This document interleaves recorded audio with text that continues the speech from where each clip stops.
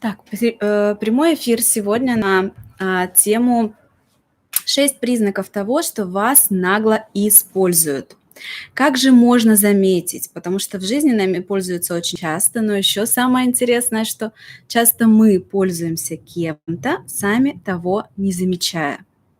И казалось бы, это плохо или хорошо, что мы пользуемся другим человеком? Это всегда плохо. Почему? Когда вы нагло кем-то пользуетесь или кто-то нагло пользуется вами, то вы нарушаете границы друг друга. Тот, кем пользуется, терпит, его границы нарушают. Представьте, что это два таких воздушных шарика, и один шарик вдавливает другой, и другой становится меньше, терпит, но потом он взрывается. То есть здорового контакта в любом случае не будет, даже если вы кем-то нагло пользуетесь. Поговорим сегодня про 6 таких признаков. Можно задавать свои вопросы, я на них постараюсь ответить в конце этого эфира. Задавать вопросы могут те зрители, кто подписан на этот канал. Поэтому подпишитесь на канал и используйте такую замечательную функцию, как задать вопрос и получить на него ответ. Также люди, которые будут смотреть это в записи, вы можете написать ваш вопрос в комментариях ниже, подписаться на канал. Я регулярно возвращаюсь в комментарии, даже в те ролики и стримы, которые проходили ранее, и стараюсь ответить на все вопросы, которые вы здесь пишете. Итак, 6 признаков того, что вами нагло пользуются. Первый признак. Вспомните, у вас есть долги, которые вам не отдали. То есть, когда вы заняли человеку деньги, и он до сих пор вам их не отдал. Или, может быть, он отдал их вам, но не в то время, как было назначено. Или, может быть, он должен был отдать вам в пятницу утром, но в пятницу утром он вам не позвонил, не написал, деньги не отдал, и, соответственно, вам пришлось самому звонить ему в пятницу вечером, например. Есть ли у вас такие ситуации в жизни? Сейчас я тут себе немножко спасу летающие листики. Если в вашей жизни были такие ситуации, то поздравляю вас, вами нагло пользовались в этот момент. Почему? Потому что деньги вообще это энергия. Это ваша энергия. Вы заработали эти деньги, вы их как-то получили. Вы что-то отдали, потратили, вложили, чтобы эти деньги стали вашими. Вы потратили часть своих сил. Поэтому деньги – это равно ваша энергия. Если человек берет у вас деньги и вовремя вам их не отдает, то он вами нагло пользуется. Он как будто дополнительно, без вашего согласия, берет у вас еще кусочек энергии. Еще. Почему еще? Казалось бы, он же не взял еще дополнительно денег. Но вы знаете, что деньги вообще-то должны постоянно работать. Если деньги не работают и не приносят еще деньги, то это такой застой, болото, где начинаются нехорошие процессы. Ну, подумайте сами, кто живет рядом с болотом? Лягушка, да, мошки. Ничего там хорошего нет, процветающего. Поэтому если вам вовремя не возвращают деньги, то вами нагло пользуются в этот момент. И вы это позволяете. Нормально иметь хотя бы один такой опыт в жизни, один раз это испытать, войти в этот опыт, получить такой негативный опыт, дальше сделать выводы, что я не буду больше занимать деньги без, например, каких-то документальных оформлений. Бывают разные юридические способы оформить. У меня тут птицы летают большие. Бывают разные юридические способы оформить такие отношения, когда вы занимаете, там все прописано, вы имеете право потребовать это в ответ. Это одна история, если вы используете свое право. Если вы позволяете просто сесть вам на шею и кататься на вашей шее за счет вашей энергии и юзать ваши деньги, как вы хотите, то вами нагло пользуются. Что же делать в такой ситуации? Сделать один раз вывод и больше не занимать человеку деньги так, чтобы он мог вами пользоваться. При этом у вас может возникнуть чувство вины. Ну как это так? Я не помогу своей лучшей подруге. Или как это так? Мой коллега на работе, с которым я вместе обедаю уже несколько лет в столовой, у него трудная ситуация. И что же я такая скотина, не помогу ему? Можете подумать вы. И здесь мы плавно переходим к второй причине, которую я раскрою далее. Но что же делать? Мы сейчас про это говорим. Что делать? Выработать верный паттерн, шаблон поведения. То, как вы будете каждый раз реагировать, даже не задумываясь. Просто поймите сейчас, что деньги – это часть вашей энергии. Не разбрасывайтесь ей, если вы хотите в жизни иметь какой-то социальный успех. И мы можем плавно переходить ко второй причине. У меня есть список, я его себе выписала, я буду в него подсматривать.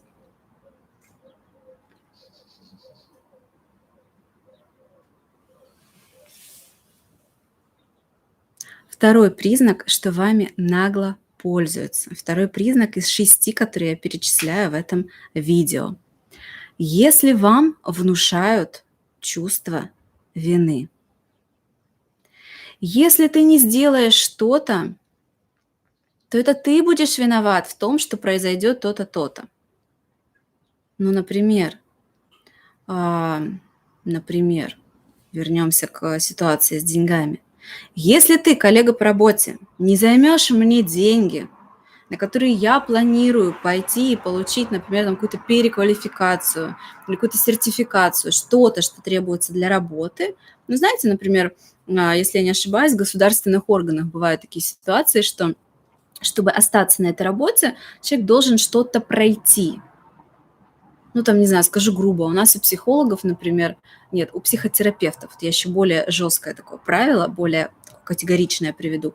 Если не ошибаюсь, у психотерапевтов есть в российской системе, да, я живу в Испании, сейчас могу немножко ошибаться.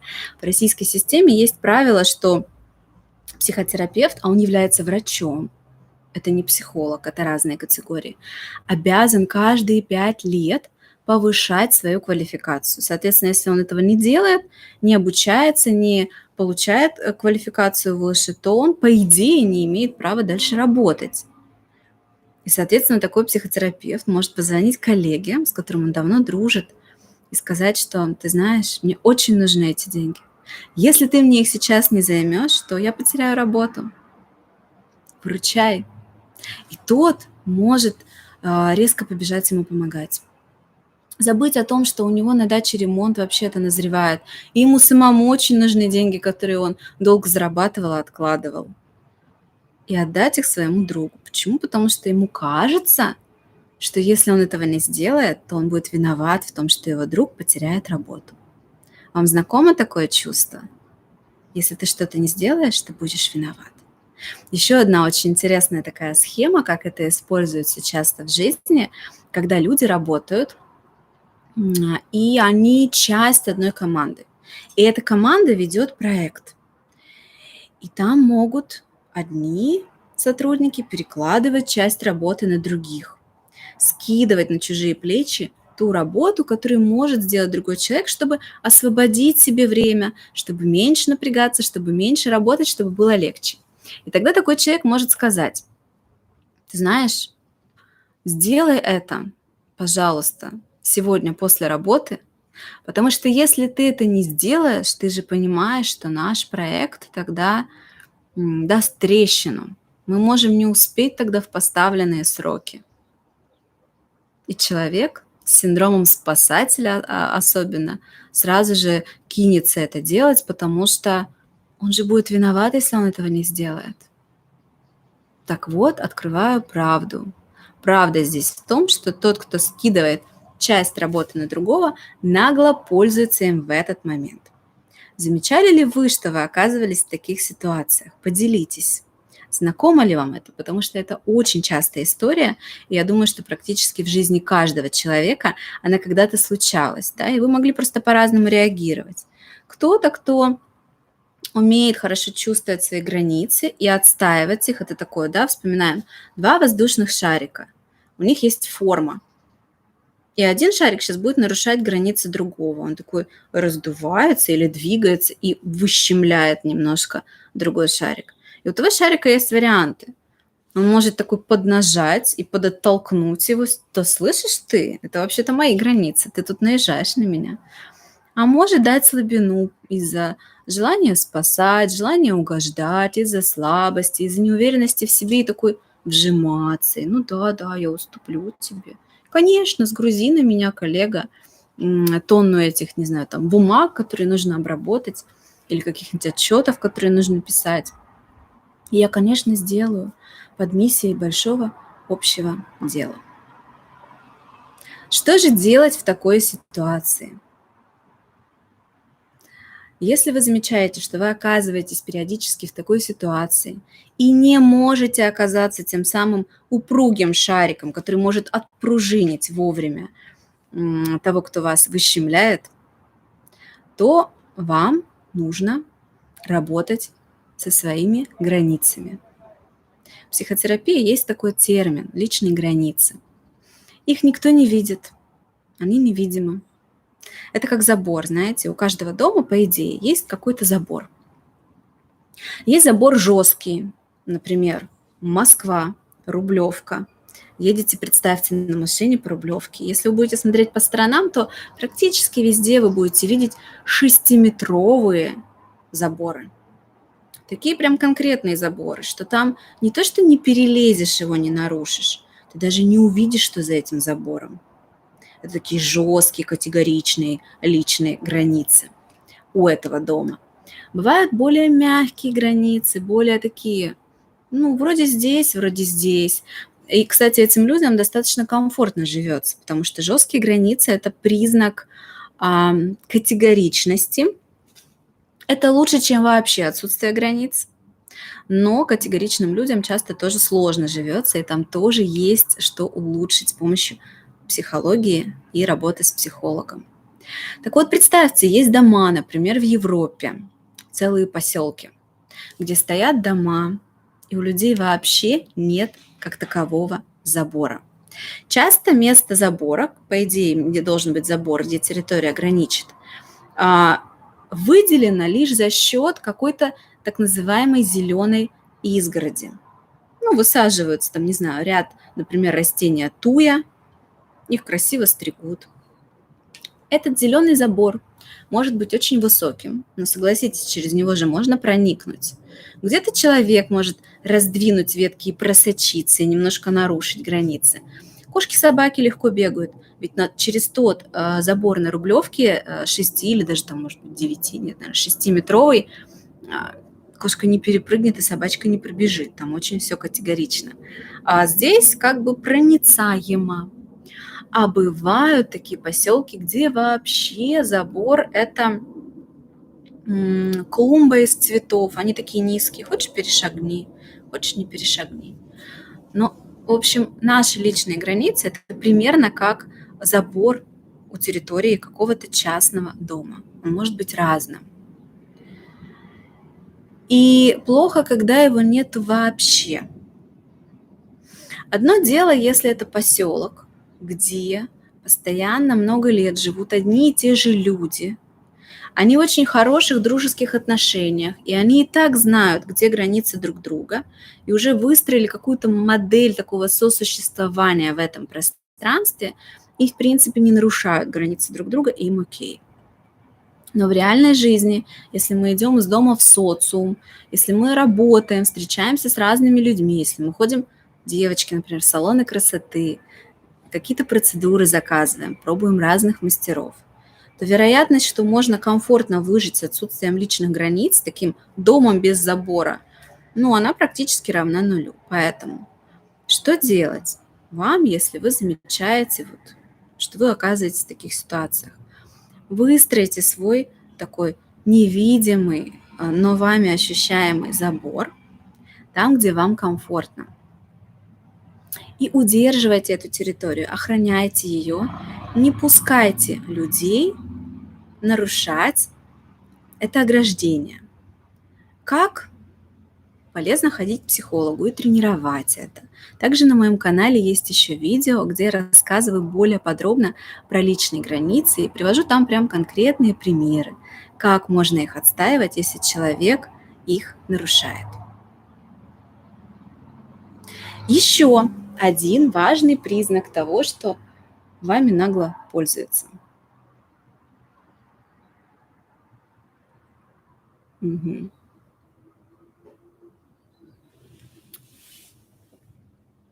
Следующий признак того, что вами нагло пользуются. Вами манипулируют. И манипуляция это будет звучать примерно так. У нее есть разные варианты, но такая частая самая фраза. Знакома ли она вам? Поделитесь. Фраза: «Ты знаешь, никто, кроме тебя, это сделать не может. Только ты можешь так хорошо это сделать. Сделай, пожалуйста». И сама эта фраза, сама по себе, она не так страшна, как ваша возможная реакция на нее. Приведу пример. Я сама психолог. И вроде бы, казалось бы, очень много знаю про себя и про свои отношения с мужем, и 20 раз их разбирала на своей личной терапии с разными психологами в разных темах. Но скажу честно, вам признаюсь, я использую эту фразу со своим мужем. Да, я им манипулирую. Но во благо отношений. И это здоровая, честная, открытая манипуляция. Манипуляции бывают условно двух видов. Манипуляции нездоровые, токсичные, вредные, нечестные.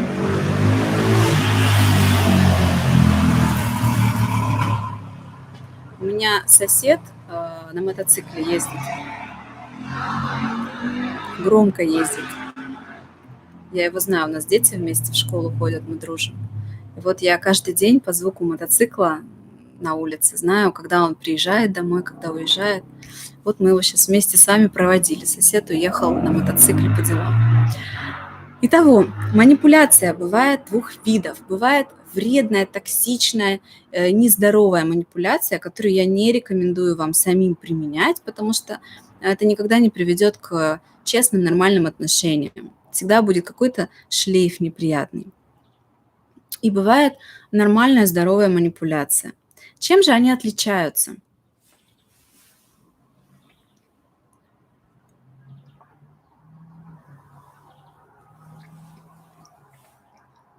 Чем же они отличаются? Если я говорю своему мужу фразу: «Ты знаешь, только ты можешь это сделать». Приведу пример более подробный, потому что я ему прям завтра с утра ее скажу, у меня запланировано это. Пример. Я сейчас снимаю много видео, и мне хочется, чтобы они были красивыми. Ну, я же девочка все-таки, мне хочется, чтобы это не просто было информативно, но еще и по-девчачьи красиво. И я смотрю, как сделано у других. Ну, потому что, чтобы развивать себе чувство красоты в каких-то конкретных применениях в жизни, полезно делать такую технику насмотренности. Ну, то есть смотреть, как это у других, и дальше чувствовать, что тебе откликается, что нет, миксовать такой, собирать образ. Я смотрю видео, которые мне нравятся, запоминаю их и смотрю, а чем оно мне понравилось? Что там было у человека на заднем фоне такое, что мне понравилось? Что бы я хотела из этого взять себе? И вот у меня сложилась такая картинка. Но проблема в том, что воплотить эту картинку я сама не могу. Так уж сложилось, что я умею хорошо отсматривать, хорошо определять, чувствовать, что красиво мне, что некрасиво. Но я не всегда могу это сделать. Я просто не дизайнер. Честно скажу, я хороший психолог, но я не хороший дизайнер. У меня нету этих качеств личности. Я не могу сама организовать какой-то действительно уникально красивый интерьер. Но так сложилось, что мой муж, мой партнер, а он может. У него есть эти качества личности. Например, когда мы с ним делали ремонт давно в одном из домов, в котором мы жили, я смотрю, что-то я выбираю, у меня как-то вроде неплохо, но вот он сделает, у него прям вообще конфетка получается. И я таким образом поняла, что он талантлив в этом. Например, нам привозили шторы, образцы, и нужно было подобрать под уже полностью существующий интерьер просто шторы. И я не могла даже так хорошо выбрать оттенок, как он. Соответственно, я понимаю, что если я попрошу его воссоздать мне такой интерьер, помочь там где-то что-то поставить красиво, какую-то вазу принести, продумать, то он это сделает так уникально, как я не могу. И тогда фраза о том, что только ты можешь так красиво и классно сделать, сделай, пожалуйста, она настоящая, она отражает действительность. Отчасти это манипуляция, потому что я, безусловно, этой фразой подогреваю его эго, подраздуваю, как бы я его хвалю, я признаю его талант. Но с другой стороны, почему эта манипуляция в моем исполнении будет здоровой? Потому что я полностью оставляю за ним право отказаться это делать. Если он скажет мне: Наташ, я сейчас не могу, то никакой абсолютно обиды, даже скрытой внутренней, с моей стороны точно не будет. Почему? Потому что я помню и знаю, соблюдаю нашу границу, что он имеет право это делать, если захочет в это включиться, и имеет полное право это не делать. Если он скажет мне: ты знаешь, Наташ, я не хочу, у меня сейчас нет настроения, сделай сама. То же самое, я ни капельки не обижусь. Почему? Потому что я помню его право это не делать. Потому что это просьба, а не навязывание. Вот если вы так делаете, то это здоровая манипуляция. Если с вами так делают, то это здоровая, нормальная манипуляция. В мире манипуляции существуют прям сплошь и рядом. Мир как будто ниточка с иголочкой, ткань прошит этой манипуляцией. И это нормально. Это форма нашего взаимодействия. Мы так договариваемся часто.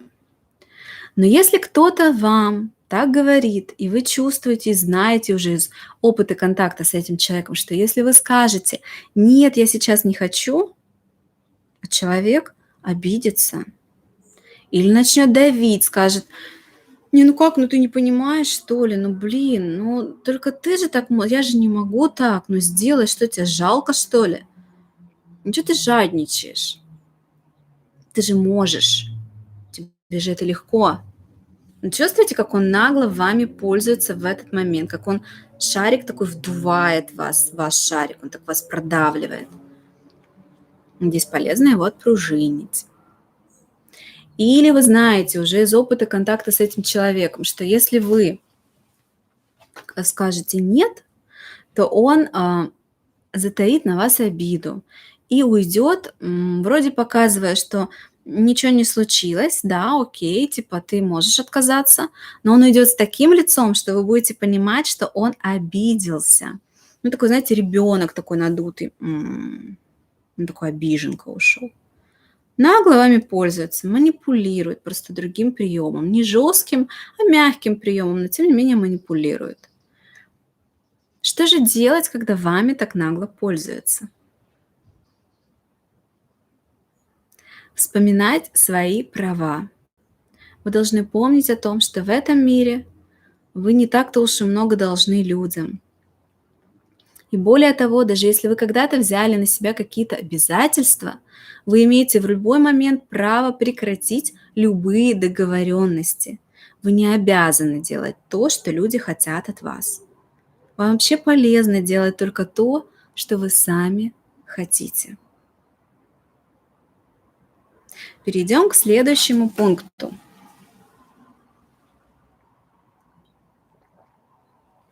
Я немножко сбилась со счета, честно говоря. Могу что-то пропустить. Признак, по которому вы можете понять, что вами сейчас, прямо в данный момент, очень нагло манипулируют. Это когда вы не можете отказаться от чего-то. Например, мы, девочки, часто ходим в салон красоты. Не можете отказаться, добавлю, или потребовать свое право, где есть ваше право. То есть у вас есть право отказаться, а вы не можете. Или у вас есть право потребовать что-то от человека, а вы не можете. Так вот, возвращаюсь к примеру с салоном красоты. Мы, девочки, часто ходим в салоны красоты. И вот представьте картинку. Вы приходите в салон красоты, Например, маникюрщица, мастер маникюра, который вы знаете, работа, которая вам нравится, она заболела. Вас не предупредили, что ее нету. А вы уже пришли. Дела у вас все спланированы. Ну окей, попробую новую. Кого-то вам предлагают взамен. Вы садитесь, вам эта девушка делает маникюр, и она просто изрезает в мясо все ваши кутикулы, ногти, делает вам больно, ранит вас, ваши пальчики в крови. Это неприятно. И более того, возвращаемся к теме права. Вообще-то, не имеет права мастер маникюра вас всю изранить. Не подразумевает за собой этот сервис, что вам должны наносить вред физически. И вы сидите и чувствуете, что если вы сейчас начнете предъявлять свое право вернуть вам деньги за плохой сервис, то вас начнут отфутболивать. Допустим, вы какие-то начинаете делать шаги, но это такие, знаете, шаги неуверенного человека, не тот, который встал, стукнул кулаком по маникюрному столику и сказал: что за хрень собачья?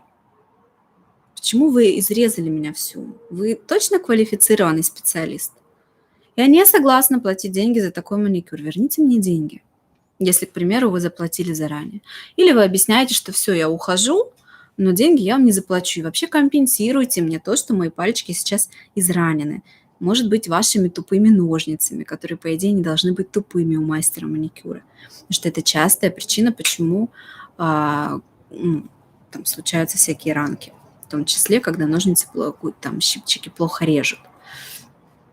И, соответственно, вы делаете какие-то неуверенные предпосылки. К примеру, вы не очень уверенный человек, не привыкший требовать что-то и быть категоричным. И вы замечаете с той стороны, которая, по идее, должна пойти вам навстречу и выполнить свои обязательства, какое-то тоже такое наглое отфутболивание вас, что вас как мячик отфутболивают. Типа, иди-ка ты домой, и ничего мы тебе не дадим. И в этот момент вами нагло пользуются. Почему? Потому что просто садятся вам на шею, берут с вас больше, чем должны, не признают того, что нарушают ваши права, юзают вас одним словом. Что же делать? Полезно повспоминать прямо сейчас, когда вы оказывались в похожих ситуациях. Проще всего найти такие ситуации, конечно, в зоне сервиса. Может быть, это в ресторане, когда вам приносят... У меня был один случай не так давно, который прям поразил меня. Недалеко от дома есть ресторан. И я не могу сказать, что он мне супер нравился, честно говоря, но он был удобной альтернативой. Почему? Потому что там всегда были свободные места. Но вообще логично, что там, где есть свободные места всегда, а рядом много ресторанов других, и там нет свободных мест в сезон, значит, там что-то не то. Наверное, не очень вкусная или не очень свежая еда. В общем, так и было. И, в общем, как меня поюзали. Так скажем, и что делала я. Я прихожу туда. Я знала уже, что там бывают случаи того, что приносят не свежие морепродукты. То есть, например, много раз было такое, что я заказывала что-то и заказывала там мидии такие вот в ракушках, такие штучки есть, которые запекают в каком-то соусе. Приносят такую чашку, и там вот целая горсть, такая много вот этих ракушек. И от них неприятный запах. Я очень чувствительна к еде, и у меня обоняние такое очень сильное. Если есть какой-то такой запашок несвежий от еды, то я не смогу есть. Я могу остаться голодной, у меня прям вот совсем, мое тело это никак не воспринимает. И я чувствую этот запах. Я понимаю, что они продаются в магазине, эти ракушки такие в связке.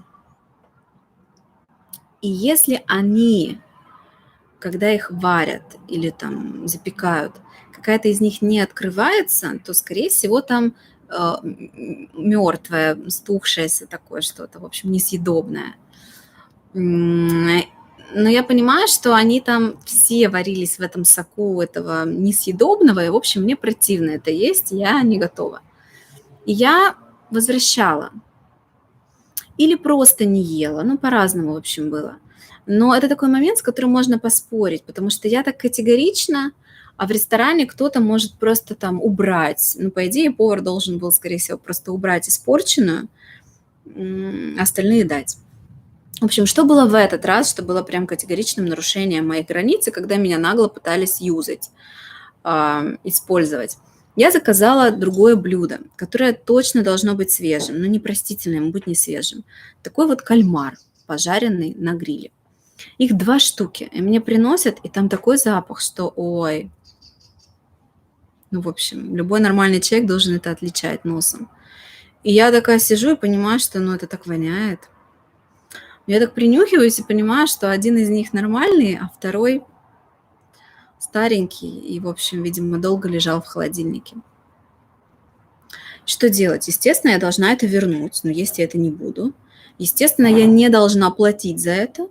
И хорошо бы еще, чтобы ресторан мне компенсировал такую оплошность, потому что не должны людям в ресторанах приносить тухлую еду.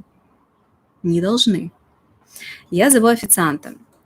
А он такой человек там был, который 30 лет работает, в общем, там как член семьи, очень наглый.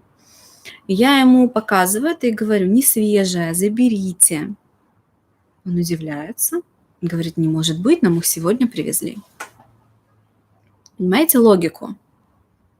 Когда я, клиент, говорю ему, что это не свежее, забери, по идее, он должен проверить, понюхать.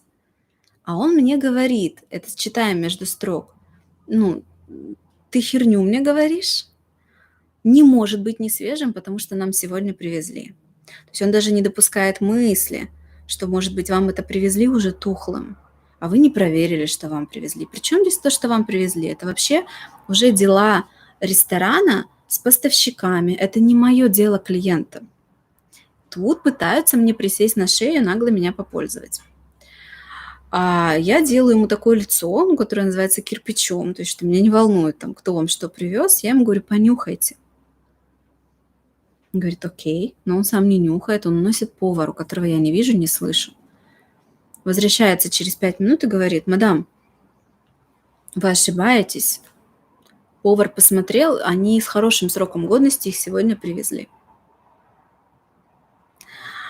Мной пытались нагло попользоваться. Что я сделала в этот момент? Что же делать в такой момент?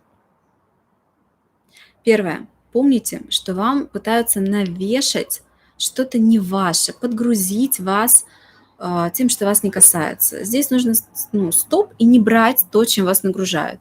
То есть в моем случае, если бы я начала вникать в эту ситуацию или разжевывать, вообще контактировать с ним дальше на тему того, кто им как привез, или объяснять ему, что, а может быть, вам привезли их уже тухлыми. Ну, то есть вникать в эту ситуацию с той подачи, как он мне это предлагает, то я бы позволила ему дальше юзать меня, нагло меня использовать. Я прекращала всячески такие разговоры, делала каменное лицо и говорила в ответ то, что нужно мне. Я говорила, просто заберите и не считайте это в счете. И когда человек понял, что со мной не получится так, ну я же клиент, он же не может меня заставить платить, тем более в ресторанах же счет платится после. Ну, он просто пожал плечами и сказал, окей. И я вам советую делать так же. Не позволяйте себя нагло использовать. Еще один пункт.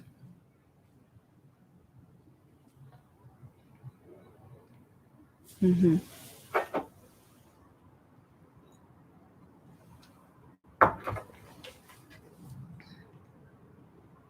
Если вы замечаете, что вы устаете, что у вас есть желание спрятаться от людей, которые вас окружают, например, от ваших близких, то здесь очень велика вероятность того, что вас просто нагло используют, и вы от этого устаете. Когда вы перегружены решением чужих проблем, когда вы берете на себя чужие задачи, где нет равноценного обмена, ну, например, вот самая частая тема, когда на работе человек работает за спасибо больше, чем нужно. То есть он приходит на работу, устраивается, у него есть свой список должностных инструкций, и его зарплата предполагает, что он будет делать только это, а на него нагружают еще вот это и вот это. И он выслуживается.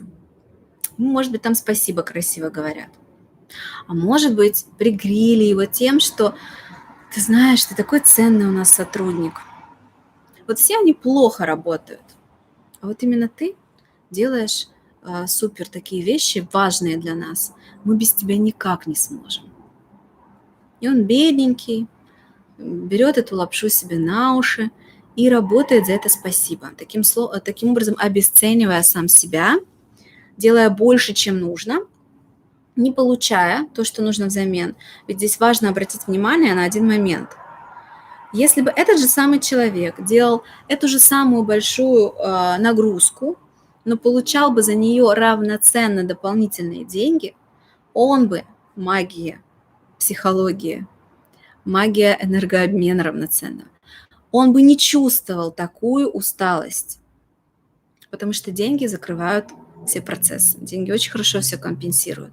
Но, естественно, когда человек впахивается на работе больше, чем нужно, и не получает за это равноценную оплату, он чувствует гиперусталость.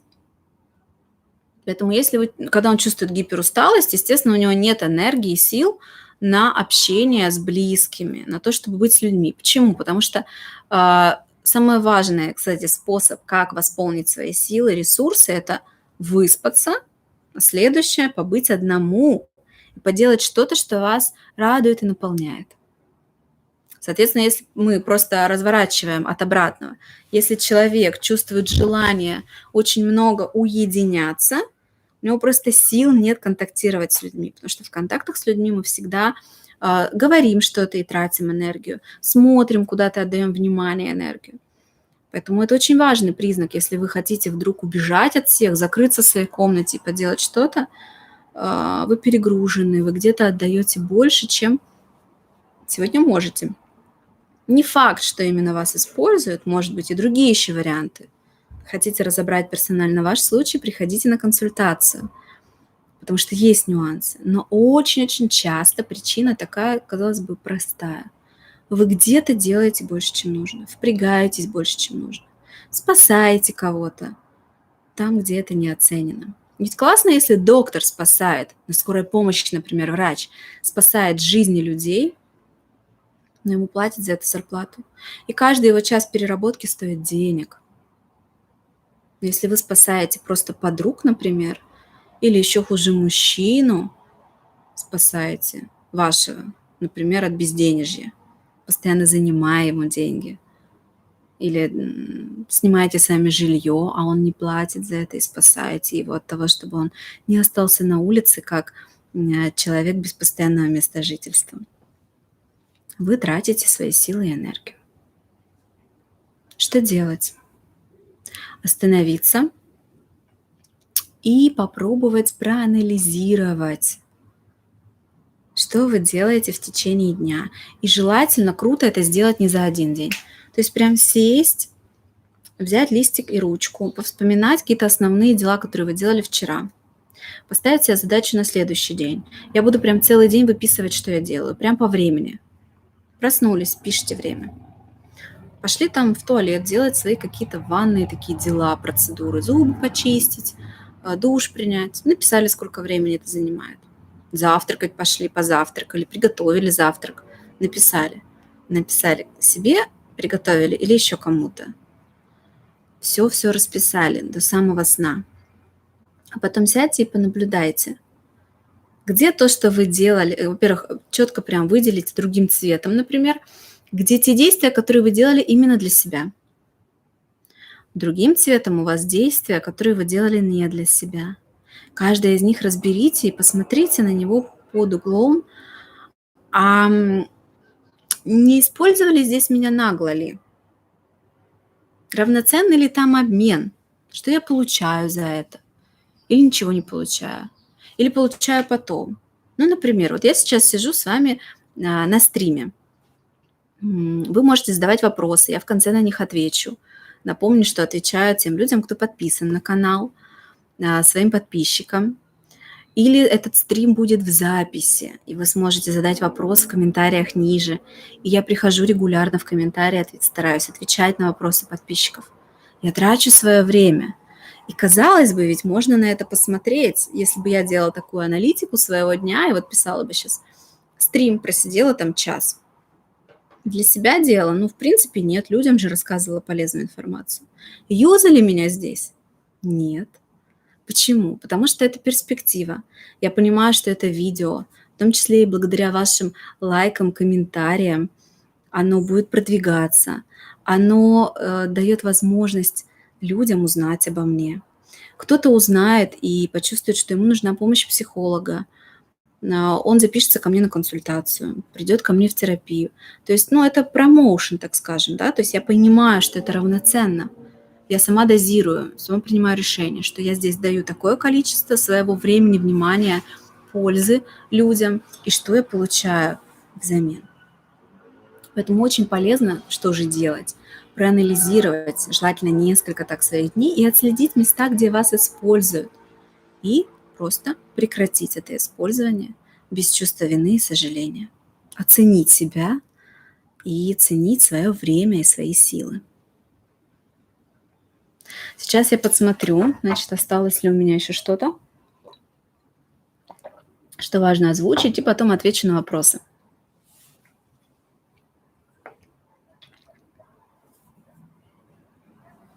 Угу. Я тут 2 пункта объединила в один. Ну и ладно.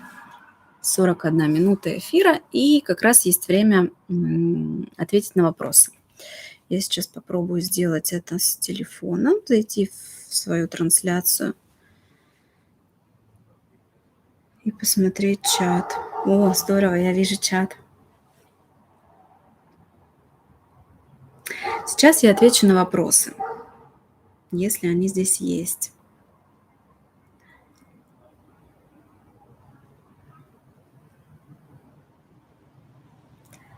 Спасибо большое за ваши теплые, приятные слова.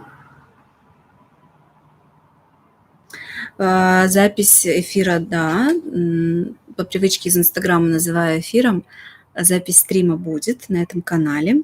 Ее можно будет посмотреть. Ольга пишет, что очень знакома фраза «только ты можешь это сделать». Да. И здесь, знаете, эта фраза не такая уж и плохая, если вы понимаете, что вас действительно оценили и признали. Я вот здесь очень важный момент добавлю вот к тому пункту про манипуляцию, о том, что только ты можешь это сделать, только ты такой замечательный можешь с этим справиться. Очень важный пункт, который связан с системой дизайн человека. Немножечко здесь сейчас расскажу про это. Кому-то, если будет очень интересно погрузиться в это дальше, то под этим стримом, под этим видео я оставлю ссылку на свой второй канал, который я сейчас начала вести, где я раскрываю именно тему дизайна человека. Это очень интересная система, которая помогает каждому узнать свою уникальность. Какие наши качества прописаны в ДНК, в нашей ДНК, и как их можно использовать на пользу себе. Так вот, в системе дизайн человека есть там много вариантов, как делятся люди, да, на какие-то типы. Но есть самый важный такой момент, типы личности. И вот один из них, тип человека, называется проектор. Я сама тоже проектор, мне это хорошо знакомо. И проекторы так устроены, что им корректно вступать в энергообмен и делать что-то для человека, если их изначально пригласили это делать. Ну, например, если проектор, если я, может быть, вы тоже проектор, и кто-то из вас однозначно проектор. Нас проекторов 21% людей в мире. Если проектор идет кому-то в комментарии, и там без запроса пишет свое какое-то категоричное резкое мнение или какую-то гадость, то он всегда встретит много критики в ответ, его прям заткнут. Другие есть часть людей, которых не заткнут, у которых из этого может очень даже интересное что-то родиться. Человек может по-другому отреагировать. Но проектор становится фантастически полезным, когда его распознают и приглашают сделать что-то. И подсознательно вот это звучит так. Проектор, только ты, миленький, можешь мне помочь, потому что проектор обладает уникальной способностью видеть в людях что-то и подсвечивать им какие-то направления, которые человек еще не видит, но куда ему может быть полезно пойти. Ну, например, человек работает много-много лет на одной работе, и нет никакой перспективы развития, уже вообще непонятно, куда дальше двигаться, но он хочет большего. И он сам не видит, что мне сделать, куда мне пойти, как мне проявлять себя на работе по-новому, чтобы выйти на новую планку, больше зарабатывать, чтобы интереснее стало в работе. Не видит человек. Но если он приглашает проектора подсветить ему, то проектор как бы особым способом входит в его энергетическое поле, его аура, срабатывает определенным образом, и проектор замечает то, что человек не видит. И он как бы показывает: а посмотри вот сюда, подсвечивает. И тогда для проектора это корректно звучит. Фраза манипуляции, про которую мы говорили здесь ранее. Только ты можешь это сделать. Сделай, пожалуйста. И проектор тогда включается, если хочет, и делает. Но даже в этой ситуации проектор должен четко понимать, что он получает взамен. В моем случае я делаю это за деньги, это моя работа. Я психолог, я как раз себе выбрала подходящую работу. Я помогаю людям увидеть то, что они сами не видят, куда им полезно посмотреть и как улучшить свою жизнь. Мне за это деньги платят. А если меня будет, например, соседка знакомая, дернет меня на улице, остановит и скажет, и начнет, как говорят, вот так просто, грузить своими проблемами. Остановит меня и начнет жаловаться, как в жизни у нее все плохо. Я-то моментально включусь, моя природа так устроена, и я увижу очень быстро, чего не видит она и как это улучшить. Но она мне деньги за это не хочет платить. Она меня просто на улице дернулась на консультацию, ко мне не записалась. Она мне, может быть, и скажет спасибо, но оно будет формальным. Она меня поюзает. И тогда я останавливаюсь и принимаю решение, позволять себя нагло использовать или нет. Почему нагло? Потому что если хочешь обратиться к человеку, дай ему что-то взамен. Если возвращаться ранее к моему примеру с мужем, когда я ему планирую сказать такую фразу завтра утром, а может быть, если он случайно видит этот стрим, то он уже знает об этом, этот эфир, это видео, я путаюсь в этих терминах, надо запомнить. Почему это не будет наглым использованием? Потому что мы вместе живем, и мы каждый день что-то друг для друга делаем. И если я попрошу его мне помочь таким образом, рассказав, похвалив, что он действительно может справиться с этим лучше, чем я, то пройдет какое-то время, он попросит меня что-то сделать, что я могу сделать лучше, чем он. Например, я вкусно готовлю какое-то блюдо. И вообще это моя женская задача — готовить еду у нас в семье. Он тоже может, если хочет, но вообще-то не обязан. А вот я должна побеспокоиться о том, чтобы мы что-то ели. И он попросит меня: Наташ, слушай, не хочу я есть в ресторане вот такие-то там макароны. Вот ты их классно делаешь, сделай мне, пожалуйста. Он тоже, подраздует мое эго. Мне будет приятно, что он заценил, как вкусно я делаю эти макароны. Он похвалил меня. И я сделаю. И здесь нет никакого наглого использования. Поэтому если вы замечаете, что вам говорят такие фразы, просто останавливайтесь в этот момент и отслеживайте. Вас используют или это равноценно?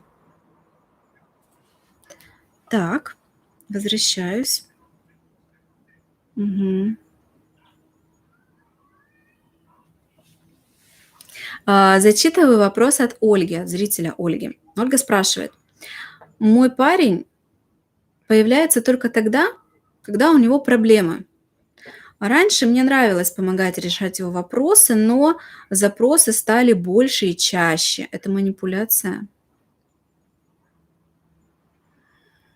У Ольги есть парень, который появляется, когда проблемы у него, а когда у него нет проблем, когда у него все хорошо, он не появляется, он исчезает и где-то занимается чем-то другим, что ему, видимо, более интересно и важно. И ей сначала нравилось решать его проблемы, но сейчас она подозревает, может быть, он манипулирует. Ольга, он действительно вами манипулирует, точнее, он просто нагло вас использует, да. Потому что если это парень, это значит отношения мужчина-женщина, это отношения. И по идее отношения – это некий непрерывный процесс. Если отношения прерываются надолго, то значит в этот момент нет отношений. Логично? Например, если это отношения на расстоянии, вы не видитесь долго, но вы сохраняете эти отношения и каждый день продолжаете что-то делать друг для друга. Банально звонить друг другу, интересоваться, как у кого день прошел, ну, помогать, то есть вы все равно в контакте. А если он пропадает, то он выходит из контакта, и это не отношения. И нужно ли вам, я сейчас спрошу, а вы попробуйте ответить сама себе на этот вопрос и почувствовать, какие чувства к вам приходят в этот момент. Хотите ли вы быть с парнем периодами такими в отношениях, когда в отношениях с вами все время что-то берет у вас, вы ему все время что-то даете, помогаете, впрягаетесь в его жизнь, а потом он пропадает, и у вас нет отношений. Конечно же, это это даже не манипуляция. Манипуляция – это скорее, когда вы или вам делают какое-то действие, как бы обхитрили вас для того, чтобы дальше вы сделали второе нужное человеку действие. Здесь даже не манипуляция, здесь просто наглое использование вас как человека, который, видимо, не может по какой-то причине отказать. Не надо сейчас себя винить. Это не значит, что вы плохая или хорошая. Никаких оценок здесь быть не может.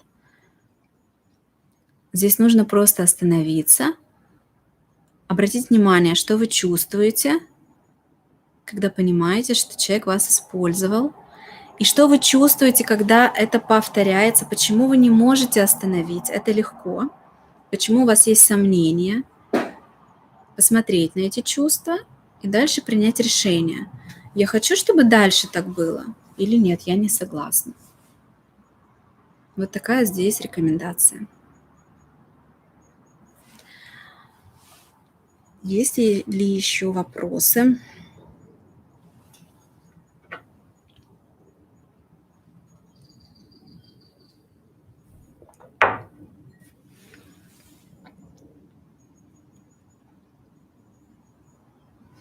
Зритель канала Ангелина спрашивает. Мне часто звонят знакомые, рассказывают, как у них все плохо, и никогда, когда у них хорошо. Ну, видимо, никогда не звонят, когда у них все хорошо. И я практически бесплатная жилетка. Как это остановить? Ангелина, здорово, что вы, во-первых, сами уже даете такую характеристику тому, что происходит. Вы сами используете такую красочную фразу, как бесплатная жилетка. Действительно, зачем нам контакт со знакомыми? Мы либо просто можем друг друга знать и обратиться, когда что-то нужно, но вопрос, знаете, можно обратиться, когда что-то нужно. Вот сегодня я своей знакомой одной написала: слушай, мне нужен человек, который такую-то работу делает. Не хочу искать его там на каких-то вот просторах, где там, не знаю, биржи какого-нибудь труда, например, да. Хочу через знакомых найти. Вдруг ты знаешь такого, поделись. Можешь кого-то рекомендовать? Это один момент. Согласитесь, у меня неплохо, у меня все окей. И я просто спрашиваю, и она может порекомендовать, может не порекомендовать.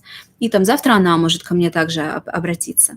Но если бы я в состоянии, когда мне плохо, вместо того, чтобы, как я сейчас делаю, плачу психологу своему деньги, иду к нему, благо у меня нет выбора особо делать это или нет, потому что если я в профессии сама психолог, то это обязательно регламент, правила работы, что психолог должен сам регулярно каждую неделю ходить к другому психологу и прорабатывать все свои чувства, чтобы к клиенту приходить чистым от своих проблем, так скажем, не нагружать клиента своими проблемами. Соответственно, благо у меня нет выбора, я в любом случае это делаю. Я плачу за это деньги. Когда мне плохо, и я хочу на кого-то вылить свои чувства, освободиться от них, выгрузить этот негатив свой какой-то или происходящий рядом со мной, посоветоваться, поплакаться, я иду и плачу за это деньги. Это равноценный обмен. Если бы я ходила к какой-то подружке, вгружала на нее, и она выгружала мне в ответ, мы грузили бы друг друга, и мне было бы при этом окей, то это тоже было бы равноценно. Но я так не делаю, никому не советую. Потому что, когда на вас выгружают чужие проблемы, нужно еще уметь это обработать, чтобы самим не подгрузиться хорошенько от этого, да. У психолога есть техники, как он так слушает, как он направляет человека. Человек поворачивает в позитивное русло, у человека начинаются изменения, и тогда это из понятия из характеристики грузит тяжело, превращается в просто решаемая проблема. Потом мы видим, как проблема находит решение, то есть это меняется, это трансформируется.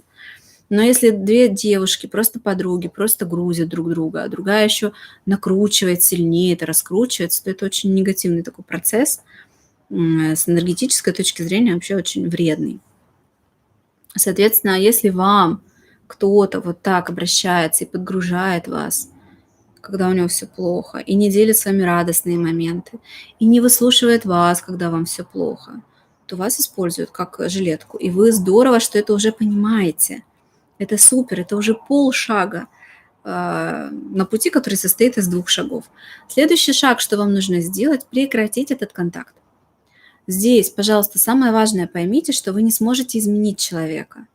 Не надо ему объяснять, что ты нарушаешь мои границы, ты меня грузишь. Не надо ему объяснять. Нет. В жизни нужно просто уходить от тех людей, которые не контактируют с вами так, как вам сейчас хорошо, полезно, приятно и комфортно. Не пытайтесь менять, просто уходите от таких знакомых. Просто когда они вам звонят, не берите на них трубку. Не бойтесь остаться без большого количества знакомых. Лучше остаться с меньшим количеством людей, с другим кругом, с более меньшим, но с качественным. Не гонитесь за количеством. Не бойтесь отказываться от таких знакомых. Просто прекращайте контакт. Просто не отвечайте на звонки и смс. Просто пропадите из их зоны доступа. Ведь это вы решаете, быть вам доступны для этого человека или нет.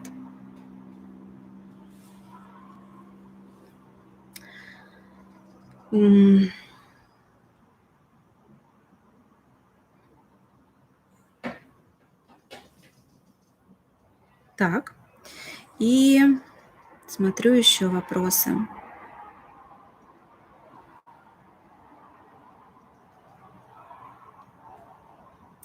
Смотрю вопросы, на все ответила.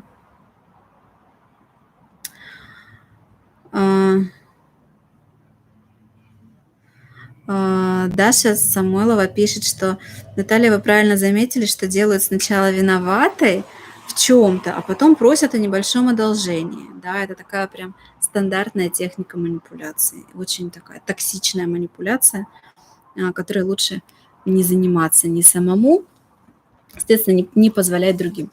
У меня уже вечереет, у меня сейчас начинается ночь, у меня уже включились фонарики, и, значит, всем пора спать.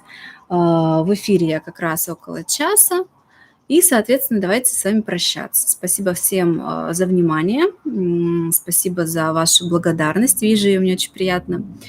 Спасибо за замечательные вопросы, они, возможно, будут полезны другим людям, которые придут посмотреть в записи это видео и смогут для себя тоже, возможно, найти здесь ответы благодаря вашим вопросам. До встречи в следующих эфирах. Пока-пока. Внизу под этим эфиром я оставлю ссылку на свои контакты, как ко мне можно обратиться. До встречи.